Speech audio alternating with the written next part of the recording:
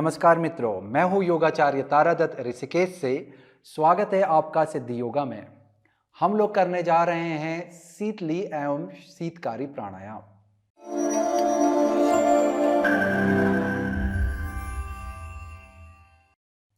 ये प्राणायाम बहुत ही अनोखे प्राणायाम है, बहुत ही विशेष प्राणायाम है। जैसे कि हमारे यौगिक प्रक्रिया में, हठ योग की परंपरा में ज़्यादातर जितने भी प्राणायाम हैं, या तो वो हमारी ऊर्जा को संतुलित करते हैं या फिर वो हमारी ऊर्जा को बढ़ाते हैं। यानी कि या तो वो शरीर के तापमान को संतुलित करते हैं या फिर शरीर के तापमान को बढ़ाते हैं। परंतु ये जो दो प्राणायाम है, शीतली एवं शीतकारी, दोनों ही प्राणायाम एक ही प्राणायाम के दो हिस्से हैं। तो शीतली और शीतकारी प्राणायाम जो दो प्राणायाम है, ये आपके शरीर के तापमान को कम करते हैं, शरीर को ठंडा करते हैं। इसीलिए ये प्राणायाम बहुत ही विशेष प्राणायाम बतलाए गए हैं।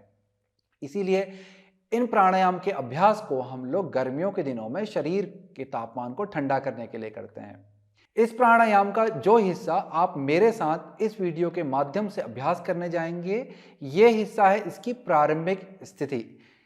यानी कि यदि आप प्रारंभिक अभ्यासी हैं और आपने अभी योग अभ्यास को करना शुरू किया है, या फिर आपको योग संबंधी ज़्यादा जानकारी नहीं है और आप प्राणायाम के अभ्यास को करना चाहते हैं, या फिर आपने पहले प्राणायाम के अभ्यास को किया है परंतु आपको पता नहीं कि आपकी विधि सही है नहीं है, या फिर आप उसके लिए और सारी जानकारी इकट्ठा करना चाहते हैं, या फिर यदि आप टीचर हैं और आप शीतली शीतकारी प्राणायाम सिखाना चाहते हैं अपने बिगिनर स्टूडेंट्स को, तो ये वीडियो आपके लिए बहुत ही लाभकारी होने वाली है। तो चलिए आपको मैं आगे लेके चलता हूं और बताता हूं इस प्राणायाम के लाभ। जैसे कि मैंने आपको पहले बतला दिया है कि ये शरीर को ठंडा करता है, तो इसी से ही जुड़े हुए हमें बहुत सारे लाभ यहां पर देखने के लिए मिल जाते हैं। तो ये प्राणायाम हमारे शरीर को गर्मियों के दिनों में ठंडा रखता है। जैसे कि गर्मियों के दिनों में शरीर गर्म होने से बहुत ही उतावलापन रहता है, मन मचलता रहता है। तो ऐसी स्थिति में यदि आप शीतली शीतकारी प्राणायाम करेंगे तो आपको बहुत ही ज़्यादा फायदा मिलेगा।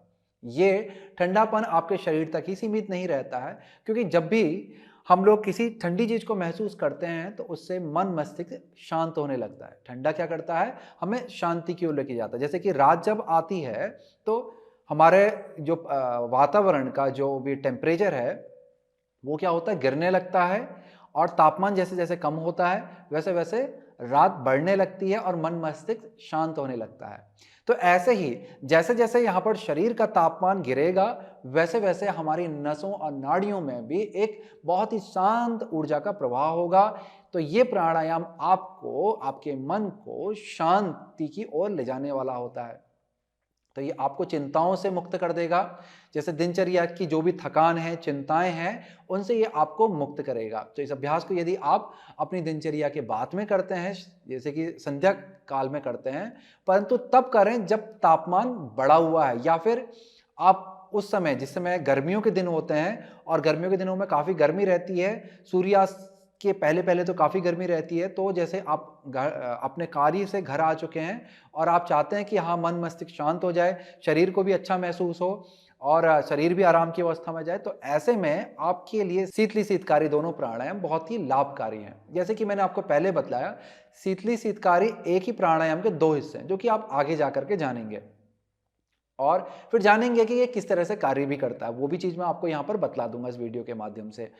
तो ये सारे आपको लाभ मिलते हैं। इसके साथ साथ आपको अन्य भी कई लाभ मिलते हैं, जैसे कि ये आपके जो पाचन प्रणाली है उसको भी शांत करता है। तो पूरा जो शरीर का जो आंतरिक जो हिस्सा है वो सारा का सारा आपका, समझ लीजिए आपकी जो फिजिकल बॉडी है, जिसे आप कह सकते हैं अन्नमय कोश, तो हमारी जो फिजिकल बॉडी है इस पे ही शांति लेके आता है।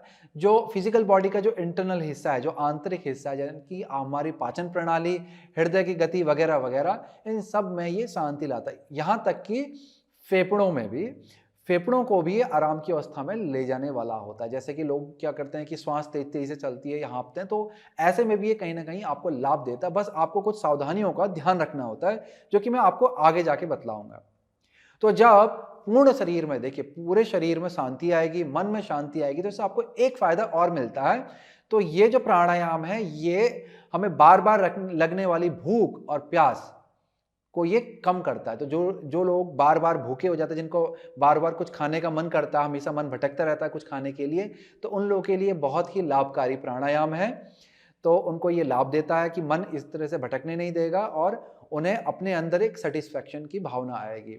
ऐसा ही प्यास का भी है। यदि आप ऐसी जगह पर हैं जहां पर पानी उपलब्ध नहीं है और आपको बार बार प्यास लग रही है, तो आप शीतली शीतकारी प्राणायाम में से कोई भी एक प्राणायाम यदि करेंगे तो आपको प्यास लगना बंद हो जाएगी। तो काफी लंबे समय तक आप बिना पानी के भी रह सकते हैं। हालांकि पानी पीना मतलब बहुत ही महत्वपूर्ण है शरीर के लिए। पानी जितना हो सके पिएं। ये तब कार्य कर रहा है कि जब आप या तो आवश्यकता से बहुत ज्यादा पानी पीते हैं और या फिर ऐसी जगह पर हैं जहां पर पानी उपलब्ध नहीं है और आपको बार बार प्यास लग रही है, तो तब आपको ये वहां पर फायदा देगा। तो इस तरह से आपको बहुत सारे फायदे इस प्राणायाम से देखने के लिए मिल जाते हैं। चलिए, अभ्यास से पहले हम जानेंगे सावधानी। तो सावधानियों में सबसे जो विशेष, जो सबसे ऊपर है, वो है आपको हमेशा ध्यान रखना है कि ये प्राणायाम सर्दियों के लिए बिल्कुल भी नहीं है।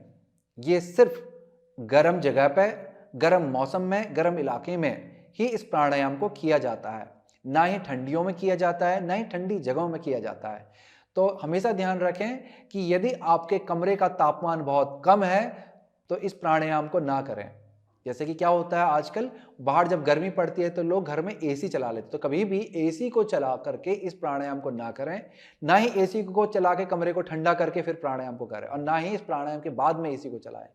तो इस तरह से यदि करेंगे तो आपके शरीर में कफ की मात्रा बढ़ने लग जाएगी, और कफ की मात्रा जब बढ़ेगी तो उसके असंतुलन से आपको अलग अलग तरह की, आपके शरीर के अनुसार आपको कुछ ना कुछ समस्या हो सकती है।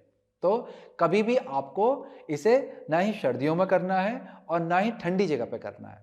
तो इसका आपको विशेष ध्यान रखना है। इसके अलावा यदि आपको कब्ज की समस्या है, तो पेट संबंधी और भी कोई बड़ी समस्या है, या फिर कब्ज इत्यादि की समस्या जो कि पाचन संबंधी जुड़ी हुई है, पाचन संबंधी जुड़ी हुई कोई भी आपको बड़ी समस्या चल रही है, तो यह प्राणायाम आपके लिए ठीक नहीं है। इस प्राणायाम को ना करें। इसके अलावा यदि आपको हृदय संबंधी कोई वर्तमान में समस्या चल रही है, कोई बड़ी हुई समस्या चल रही है, तब भी इस प्राणायाम को ना करें। यदि आपको श्वास संबंधी कोई बड़ी हुई समस्या वर्तमान में चल रही है और श्वास लेने में काफी दिक्कत आ रही है, तो यह प्राणायाम आपके लिए नहीं है।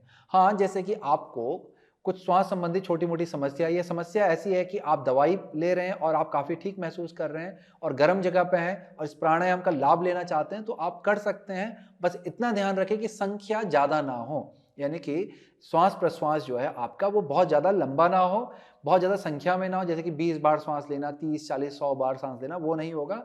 बहुत कम संख्या में आपने श्वास को लेना है और धीरे धीरे करते ही अभ्यास को करना है, तो आपको सही लाभ मिलेगा और हानि भी नहीं होगी। तो इन चीजों को आपको विशेष रूप से ध्यान देना है जब भी इस प्राणायाम को करें। तो ये चीजें आपको हमेशा ध्यान में रखनी है। इसके साथ ही यदि आपको बुखार है, जुखाम इत्यादि चल रहा है, तब भी ये प्राणायाम आपके लिए ठीक नहीं है। भोजन के पश्चात इस प्राणायाम को बिल्कुल भी ना करें। तो इन चीजों का आपको विशेष रूप से ध्यान रखना है। यदि आप सावधानियों पर ध्यान रखेंगे तो आपको लाभपूर्ण मिलेंगे और हानियां बिल्कुल भी नहीं होगी। चलिए जानते हैं इस प्राणायाम के बारे में और जानते हैं ये किस तरह से कार्य करता है। तो सबसे पहले हम लोग जानेंगे शीतली प्राणायाम। शीतली प्राणायाम की जो अवस्था है वो हमारे जिह्वा से, यानी कि जीभ से बनती है। तो शीतली प्राणायाम के लिए हम क्या करते हैं, जीभ को बाहर निकालते हैं और उसके बाद जीभ को मोड़ करके एक काकी मुद्रा बनाते हैं, यानी कि कौवे की चोंच की तरह हम जीभ को बाहर निकाल के गोल घुमाते हैं। अब ऐसा नहीं है कि कौवा जो है वो अपनी जीभ को घुमाता है, बस हमें एक चोंच की भांति जीभ को घुमाना है, जो कि कुछ इस तरह से दिखती है। तो इस तरह से आपको जो उसके किनारे हैं उसे घुमा करके अपनी जीभ को एक ट्यूब की तरह, एक पाइप के आकार की गोल घुमा करके बनाना है। उसके बाद आपको अपनी जीभ के द्वारा, यानी कि मुंह से जीभ के बीच से ही श्वास को अंदर खींचना होता है। लंबा श्वास आप अंदर खींचते हैं और फिर धीरे से लंबा श्वास नाक के द्वारा बाहर छोड़ते हैं, जो कि कुछ इस तरह से दिखलाई पड़ता है।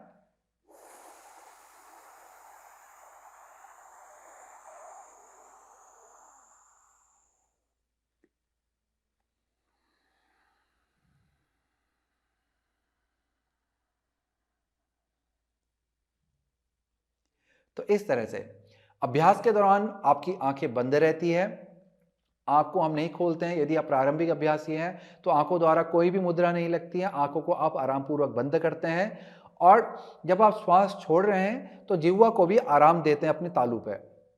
हाँ, यदि आपका अभ्यास अच्छा है और आपने पहले कभी अभ्यास किया हुआ है तो जिह्वा से एक विशेष मुद्रा बनती है जिसे हम खेचरी कहते हैं, तो फिर हम अपनी जिह्वा से खेचरी मुद्रा लगाते हैं। परंतु प्रारंभिक अभ्यासियों को खेचरी मुद्रा लगाने की जरूरत बिल्कुल भी नहीं होती है। आपने सिर्फ जीभ से श्वास को भरना है,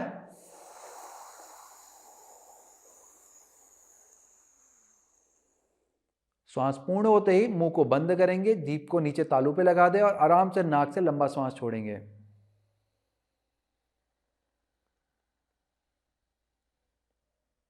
तो इस तरह से आप इस प्रक्रिया को बार बार करते रहते हैं। लगभग शुरुआत में लोगों को 10 से 15 बार इस अभ्यास को करना चाहिए ताकि इसका सही लाभ या फिर पूर्ण लाभ प्राप्त हो सके। क्योंकि यदि आप 5-6 बार करेंगे तो हो सकता है कि आपको ज़्यादा बदलाव ना मिले। तो वो बदलाव को महसूस करने के लिए, जिसे हम क्या कह रहे हैं, कूलिंग इफेक्ट, जो ठंडा करने वाला जो बदलाव है, शरीर का तापमान जो बदलना चाह रहे हैं आप, तो कम से कम उसके लिए आपको 10 से 15 श्वास तो लेनी पड़ेगी। यदि आप गर्मी के मौसम में कर रहे हैं और चाहते हैं कि शरीर का तापमान और घटे तो आपको इसे बढ़ाना पड़ेगा, 15 से 20 श्वास तक इसे लेना पड़ेगा। और 15 से 20 तक आप थमेंगे नहीं, जैसे 15 से 20 बार श्वास ली, फिर उसके बाद आराम से सामान्य श्वास प्रश्वास पे आ जाएंगे, आराम पूर्वक श्वास लेंगे, छोड़ेंगे और फिर से यही प्रक्रिया दोहराएंगे। फिर से 15 से 20 बार श्वास लेंगे। ऐसे करते करते आप इसे कम से कम 3 भाग में अभ्यास करेंगे, तब जा करके आपको इसका लाभ अपने शरीर में, मन मस्तिष्क में दिखलाई पड़ने लगेगा। तो इस तरह से इसका अभ्यास होता है। चलिए आपको मैं कुछ और जानकारी भी बतला देता हूँ, क्योंकि आप में से बहुत सारे लोग ऐसे होंगे जो लोग अपने जिह्वा को इस मेरी तरह गोल नहीं घुमा सकते किनारे से। तो हर किसी के जीभ का आकार अलग अलग होता है। खासकर वो लोग जिनकी जीभ आगे से लंबी होती है, तीखी सी होती है, उन लोगों को जीभ को घुमाना इतना आसान नहीं होता है। हमारे जैसे लोग, जैसे कि मेरी जिह्वा है, तो इसकी जीभ की चौड़ाई काफ़ी होती है जिससे मैं जीभ को आराम से घुमा सकता हूँ किनारे से, पर हर कोई नहीं घुमा पाता। तो यदि आपको इस तरह की कोई दिक्कत है तो आपके लिए दूसरा प्राणायाम है जिसे हम क्या कहते हैं, शीतकारी प्राणायाम। तो जैसे कि मैंने आपको पहले बताया, ये एक ही प्राणायाम के 2 हिस्से हैं। यदि आप शीतली नहीं कर सकते हैं तो आप क्या करेंगे, शीतकारी प्राणायाम करेंगे। आप जानते हैं हम शीतकारी प्राणायाम कैसे करते हैं। तो जिनकी जिह्वा किनारे से नहीं घूमती है वो करते हैं शीतकारी प्राणायाम। अब उसके लिए आपको क्या करना है, तो इस प्राणायाम के लिए आपको अपने ऊपर और नीचे दोनों दांतों को मिला लेंगे और अपने होठों को अलग कर लेंगे। उसके बाद आपकी जीभ जो है वो निचले वाले जो दांत हैं इसके पीछे पे आकर के हल्की से लगेगी। रहती वो नीचे तालू के पास ही है, परंतु जो जीभ का जो कोना है हमारा, ये हमारे दांत के नीचे वाले दांत वाले हिस्से के किनारे पे पीछे की तरफ से लगेगा हल्के से, ताकि जो हवा है वो दांत से जब होते हुए आए तो वो जीभ के ऊपर से जरूर होते हुए आए। देखिए पिछली बार हमने क्या किया था, जीभ को मोड़ करके जीभ से हवा लेके गए थे। तो इस बार भी हमें क्या करना है, हवा जो है हमारे दांत के बीच से आएगी, परंतु वो जीभ में जरूर लगनी चाहिए, तभी हमको इसका सही लाभ मिलेगा। तो अभ्यास कुछ इस तरह से दिखलाई पड़ता है कि दांत साथ में है और होठ खुले हैं। अब यहां से मैं श्वास को भरूंगा, जिह्वा को मैंने दांत के पीछे पे लगा लिया,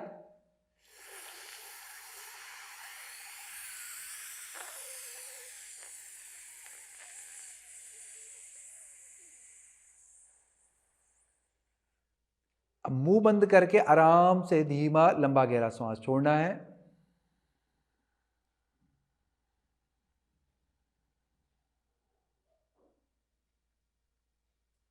तो इस तरह से ये मेरा एक श्वास पूर्ण हुआ। तो ऐसे करते करते पहले जैसे कि हमने शीतली प्राणायाम के बारे में जाना था, ऐसे ही शीतकारी प्राणायाम को भी किया जाता है शुरुआत में 8 से 10 यदि आप प्रारंभिक अभ्यासी हैं।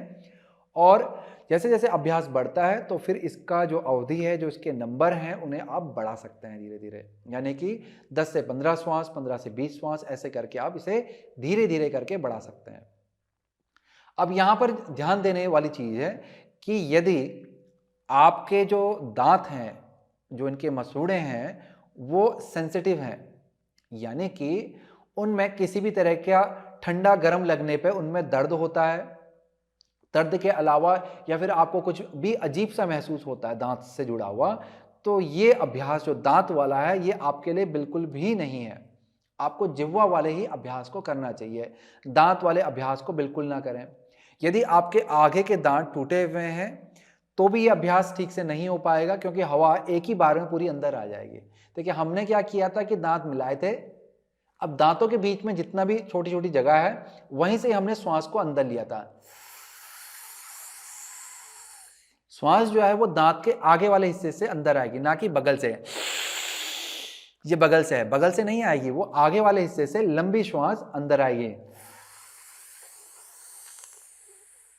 ताकि वो जिह्वा पे आपके पूरी लगती हुई वो अंदर को जाए।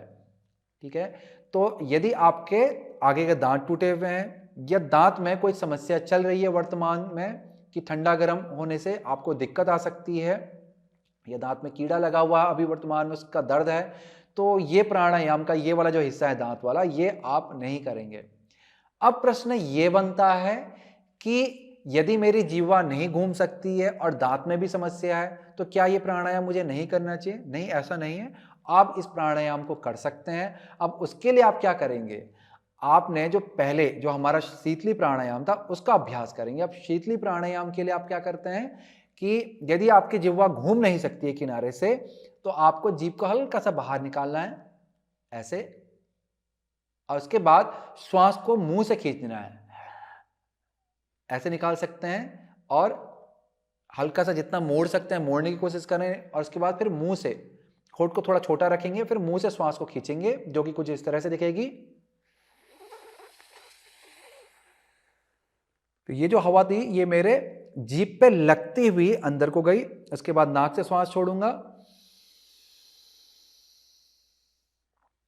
तो इस तरह से मैं इस अभ्यास को दोहराऊंगा। आपने क्या करना है, देखिए जो आपका जो लाभ है इस प्राणायाम का, या इस प्राणायाम का जो पर्पज है, उसके लिए हम क्या करते हैं कि हम चाहते हैं कि जो ठंडी हवा, जब भी हम श्वास को खींचते हैं तो हवा कैसी होती है? ठंडी। जब हम श्वास छोड़ते हैं तो हवा कैसी होती है? गर्म। तो जो हमारी ठंडी हवा है जो श्वास लेते हुए आ रही है, तो उसे हमने कहां से लेना है? मुंह से लेना है, और उसका स्वाद हमने अपनी जिह्वा पे लेके आना है। तो जो पहले वाली जो विधि थी जिसमें हमने जीभ को घुमाया था, और जो दूसरी विधि थी जिसमें हमने दांत मिला करके हवा को दांत के बीच से खींचा था, तो इसमें हमने क्या किया था कि हम ठंडी हवा को अपने जीभ के ऊपर रखते हुए ला रहे थे। बस यही आपको, यदि आपके दांत ठीक नहीं है और जीभ नहीं घूम सकती, तो यही प्रक्रिया आपको जीभ को हल्का सा बाहर निकाल के करना है। तो इस तरह से आप हवा को जीभ पे लगाते हुए अंदर को खींचेंगे, फिर आराम से नाक से छोड़ेंगे। हालांकि इसको करने के लिए आपको थोड़ा सा और ज्यादा करना पड़ेगा, यानी कि जैसे कि आप सामान्य जो हमारी जो विधि थी पहले वाली उसको 8 से 10 बार करते हैं तो आपको थोड़ा सा फर्क महसूस होने लगता है, तो हो सकता है कि आपको 10 की जगह पर 12 या 15 बार करना पड़े। थोड़ा सा अवधि आपकी बढ़ जाएगी, परंतु ये विधि भी आपके लिए लाभकारी है। तो इस तरह से आप कर सकते हैं। यदि आपको दोनों जो विधि है, शीतली शीतकारी की जो दोनों विधि है वो काम नहीं कर रही है, तो शीतली का ये प्रकार है, इस प्रकार का अभ्यास करके आप इसका लाभ उठा सकते हैं। अब थोड़ा सा मैं आपको और भी चीज बता देता हूं कि होता क्या है।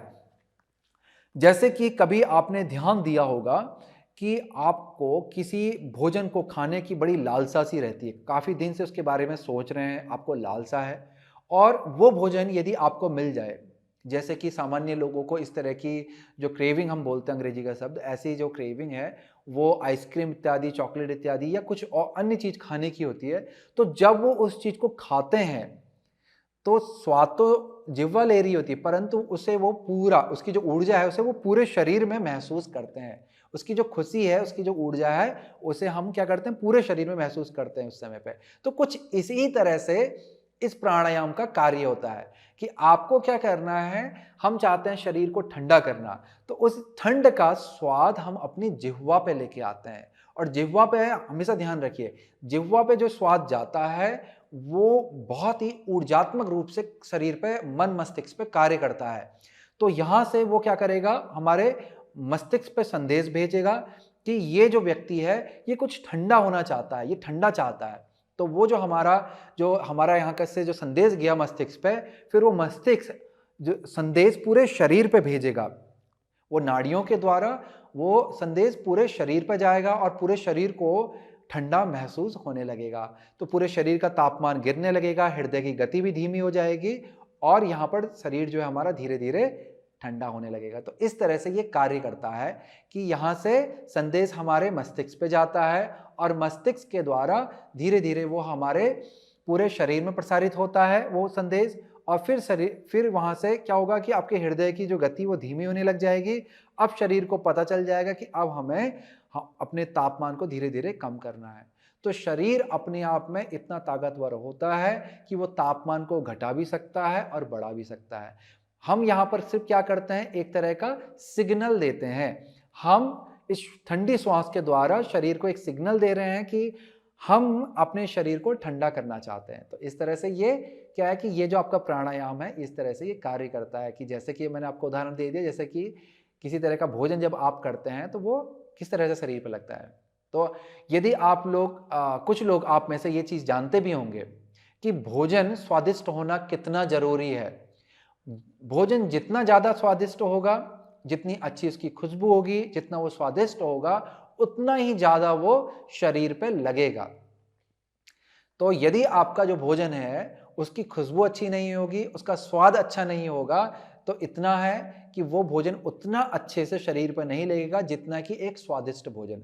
अब बस आपको इतना ध्यान रखना पड़ता है कि स्वादिष्ट का मतलब ये नहीं है कि आप कोई खराब खाना खाएं, कि जो आपके मन को अच्छा लगता है। कोई भी आप जंक फूड इत्यादि खाएं, वो आपके मन को अच्छा लगता है। यहां पर स्वादिष्ट भोजन का मतलब है स्वास्थ्यप्रद एवं स्वादिष्ट भोजन। अब वही स्वास्थ्यप्रद भोजन को जो स्वास्थ्य देने वाला है उस पे, और वो स्वास्थ्य तो देने वाला है पर उसका स्वाद बेकार है, उस भोजन को करेंगे तो उसका उतना फायदा नहीं होगा जितना एक स्वाद देने वाले भोजन का होता है। तो वो स्वाद आपकी आंतों को, आपके पेट को तो स्वाद महसूस नहीं होगा। स्वाद कौन महसूस करता है? जिह्वा महसूस करती है। अब जब आपकी जीभ जो है वो स्वाद को महसूस करके करती क्या है, वो एक संदेश भेजती है आपके मस्तिष्क में कि आज आपने कुछ अच्छा खाया।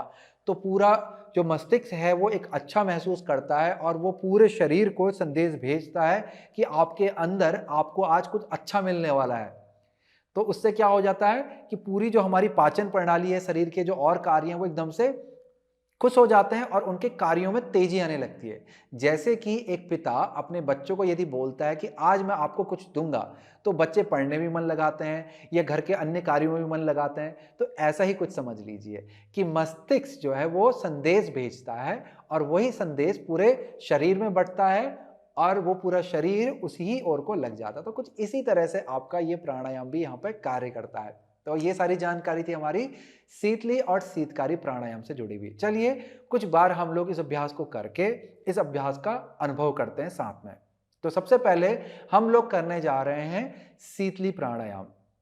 तो शीतली प्राणायाम के लिए जैसे मैंने आपको पहले विधि बतलाई थी कि आपको क्या करना है, जिह्वा को पहले बाहर निकालना है, अब फिर इसे घुमाना है किनारे से, और फिर घुमाने के बाद आप मेरे साथ मुंह से श्वास लेंगे जो कि जिह्वा से होती हुई अंदर आएगी, और फिर मुंह को बंद करेंगे, आंखों को भी बंद करके इस अभ्यास को करना, आंखें बंद रहेंगी अभ्यास के दौरान, और फिर धीरे से नाक से छोड़ेंगे।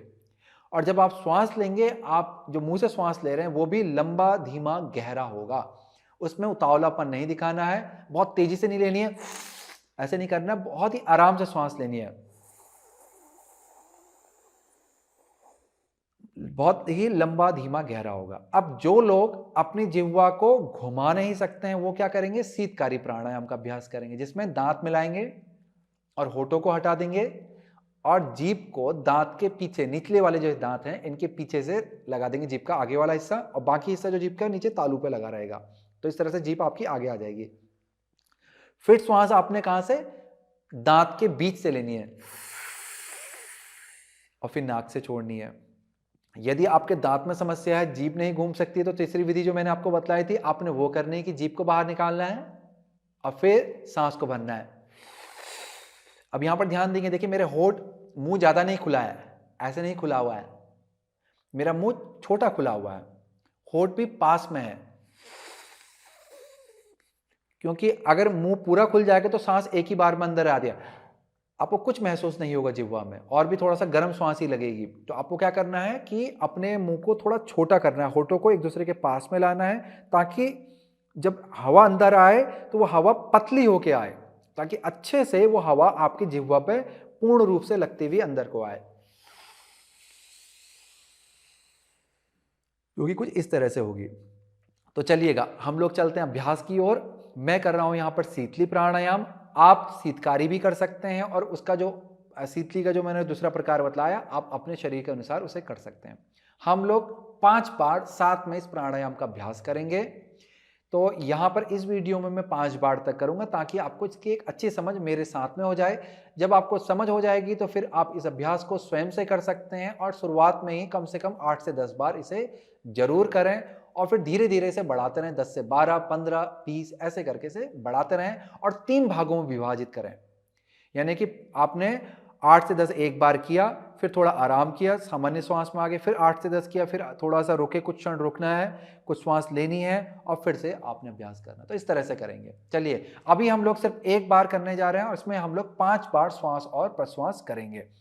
तो यहाँ पे मैं शीतली करूंगा, आप समझ ही गए होंगे अपने शरीर के अनुसार, तो आप अपने अनुसार अभ्यास को करेंगे। आंखें बंद कर लें। आपकी जो बैठक है वो आराम पूर्वक रहे, यानी कि आपको किसी आरामदायक स्थिति में ही बैठना है। आप कुर्सी इत्यादि में बैठ के कर सकते हैं, भूमि पे करेंगे तो और भी बढ़िया है। यहाँ पर आपको ध्यान देना है कि आपके कूल्हे की नीचे वाली जो हड्डी, जिसे हम सिट बोन कहते हैं, वो जमीन पर अच्छे से लग जाए। हाथों को आराम पूर्वक जंघाओं के ऊपर या घुटने के ऊपर रख लेना है। कंधों को गोल घुमाते हुए नीचे, पीछे और नीचे की तरफ ले जाएं। हृदय को उठाएं और पीठ को सीधा रखें। चेहरे की मांसपेशियों को एकदम से ढीला छोड़ दें। मन मस्तिष्क में किसी भी तरह का विचार ना आने दें, मन को शांत रखें। चलिए यहां से हम लोग अभ्यास को शुरू करेंगे। अब मैं कर रहा हूं शीतली, आप अपने अनुसार अभ्यास को करें। तो जीभ को मैं बाहर निकालूंगा। अब यहां से जीभ को गोल घुमा करके एक तरह की ट्यूब बनाऊंगा, चोंच की तरह, और फिर यहां से श्वास को भरता हूं।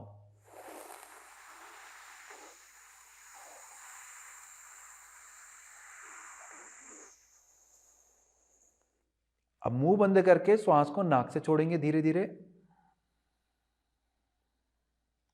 बहुत अच्छे। हो सकता है आपका श्वास मेरे जितना लंबा ना हो, तो आप अपने अनुसार 5 बार इस विधि को दोहराइए। तो मैं दोबारा से दोहराऊंगा, श्वास भरूंगा,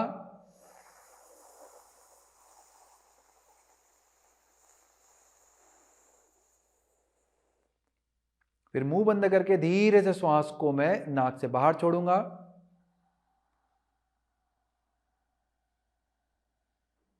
दोबारा से दोहराऊंगा,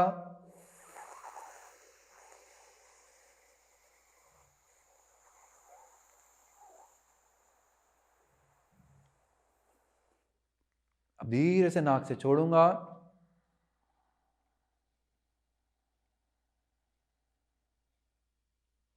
दो बार और श्वास को भरूंगा,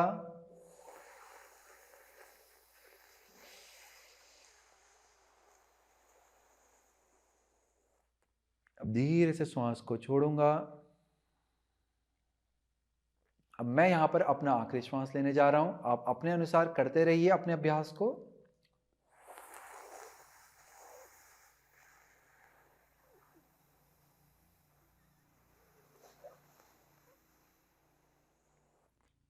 अब धीरे से श्वास को छोड़ूंगा,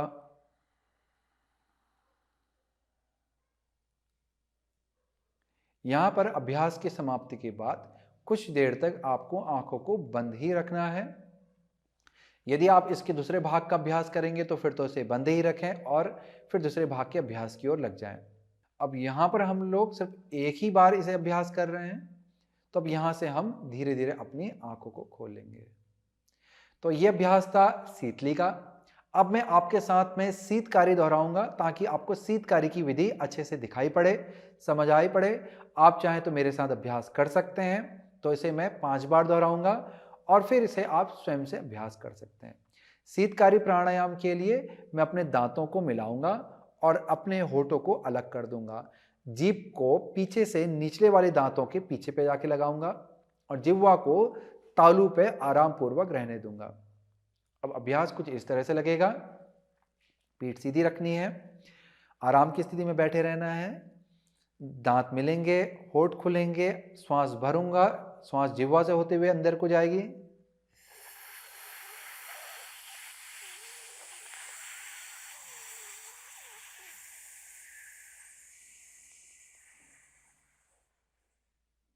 श्वास पूर्ण होते ही मुंह बंद कर लें, आराम से नाक से श्वास छोड़ें।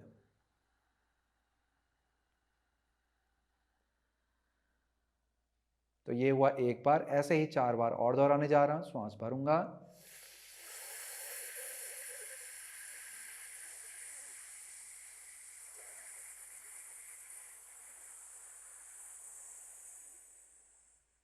नाक से छोड़ेंगे,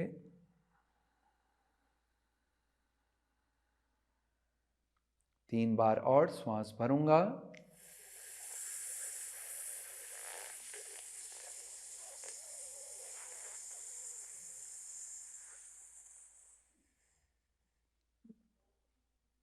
श्वास छोड़ूंगा, 2 बार और श्वास भरूंगा,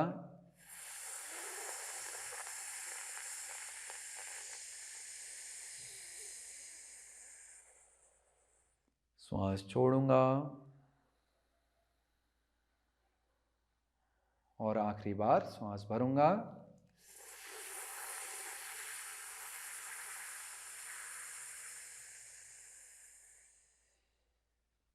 श्वास छोड़ूंगा।